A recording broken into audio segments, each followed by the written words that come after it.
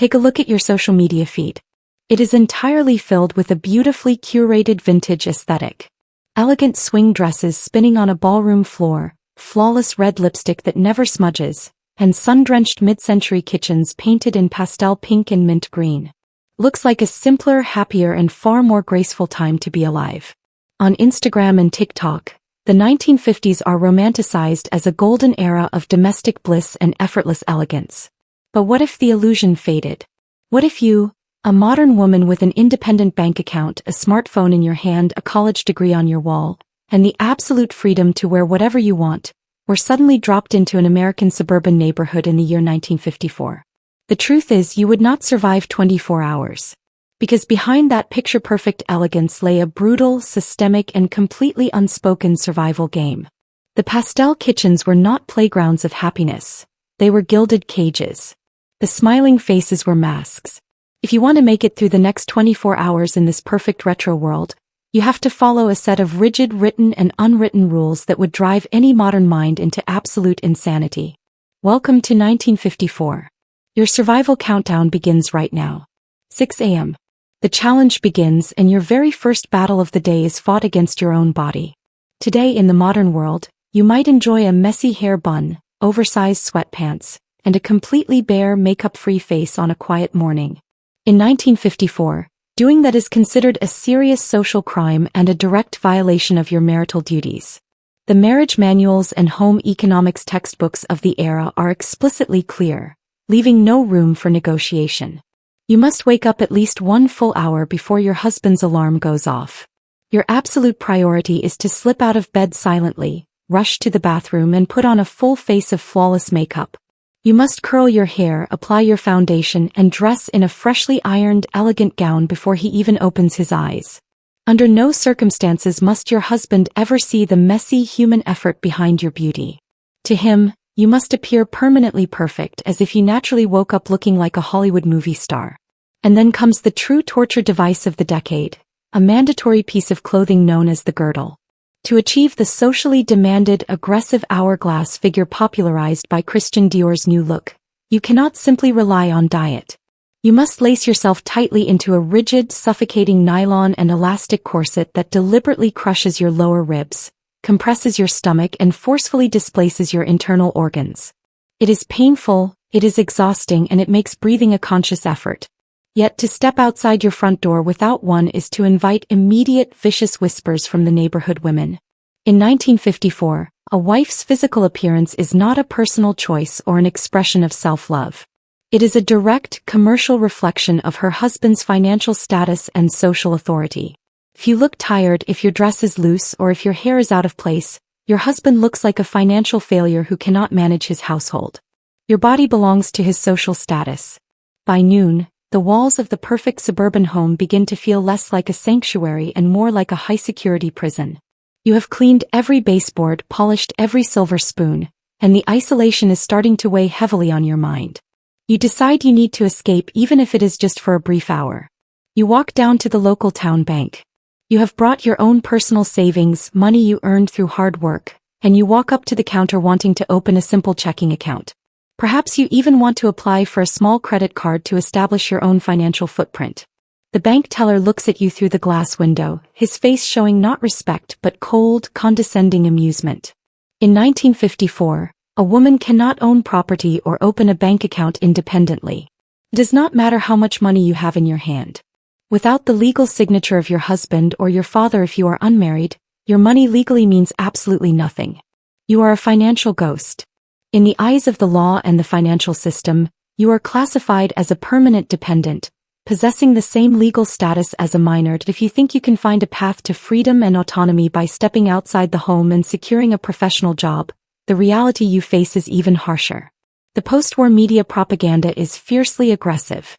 Society tells you that the wartime days of Rosie the Riveter are over. If a woman attempts to work a high-paying corporate job, she is publicly shamed and accused of stealing a livelihood away from a male veteran who needs to support a family. The corporate landscape has one collective, systemic goal: to deny you promotions, pay you a fraction of a man's wage, and use social pressure to push you straight back into the kitchen where they believe you biologically belong. You are completely trapped in a beautiful pastel-colored cage, and the keys are firmly kept in a man's pocket. It is 3 p.m. and the psychological pressure of the neighborhood begins to mount. In 1954, suburban life is a hyper-competitive theater.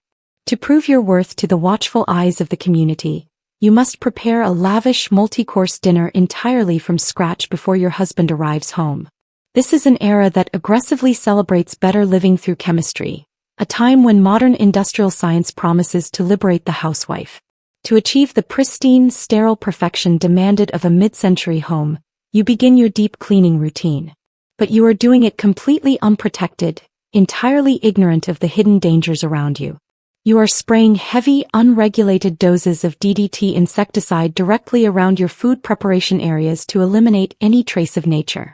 You are scrubbing your kitchen countertops and oven walls with industrial cleansers packed with toxic asbestos and caustic chemicals, inhaling the fumes without a second thought. The bright, cheerfully painted kitchen that looks so dreamlike and innocent in vintage magazine advertisements is, in reality, a hazardous chemical laboratory. Every single day, millions of women are slowly poisoning their lungs and their skin, sacrificing their long-term health all in the name of domestic perfection and social conformity. 9 p.m. Your husband returns home from a long day at the office. You have spent hours preparing the house, but you are exhausted, your ribs ache from the girdle, and your mind is completely drained from the lack of intellectual stimulation. If the coffee you serve him happens to be lukewarm, or if dinner is delayed by just 10 minutes, the legal and social structures of 1954 do not offer you a safety net. In fact, the contemporary culture and the legal system silently tolerate a husband using physical force or emotional degradation to discipline an unruly or incompetent wife. If you are unhappy, there are no domestic violence shelters to run to. The term domestic abuse does not even exist in the popular vocabulary. There is no concept of marital entitlement or marital rape. When you sign the marriage certificate, you legally signed away the right to say no to your husband. Under the crushing, suffocating weight of losing your identity, with no financial means of escape, no legal protection, and no social support from a community that values appearances over human lives, how do you survive the night? You cannot see a licensed therapist without your husband's knowledge, and complaining to your friends would make you a social outcast. Instead, you turn to a small, innocent-looking glass bottle hidden deep within the bathroom medicine cabinet. This is the dark, hidden peak of the 1950s housewife experience that the vintage filters always filter out. This is the era of Miltown, the wildly popular, mass-marketed tranquilizer that became an overnight cultural phenomenon. Advertised by pharmaceutical companies as Mother's Little Helper, it was prescribed by doctors to treat the vague anxiety and deep dissatisfaction that millions of housewives felt. Across the entire nation, an army of women spent their days acting like smiling plastic Barbie dolls in front of their children and neighbors, only to spend their private nights completely numb on heavy sedatives and hard alcohol, crying silently in the dark bedrooms of a paradise they were never allowed to leave. The 24 hours are finally over. The illusion of the 1950s has completely shattered. The ultimate truth of 1954 is that its celebrated elegance, its beautiful architecture, and its economic stability formed a gilded bubble. A bubble that was built entirely upon the systematic, legal, and psychological stripping of a woman's personal freedom, physical health, and human rights. When we romanticize the vintage aesthetic today on Pinterest, Instagram, or through AI-generated art, it is easy to fall in love with the colors and the style. But we must never allow ourselves to forget the silent human cost paid by the real women trapped inside those photographs. If all of your modern rights, your financial freedom, and your legal protections were stripped away tomorrow, how many hours do you truly believe you could survive in the perfect world of 1954? Leave your thoughts and your survival strategies in the comments below. Thank you for watching and welcome back to the hard-won freedom of the modern world.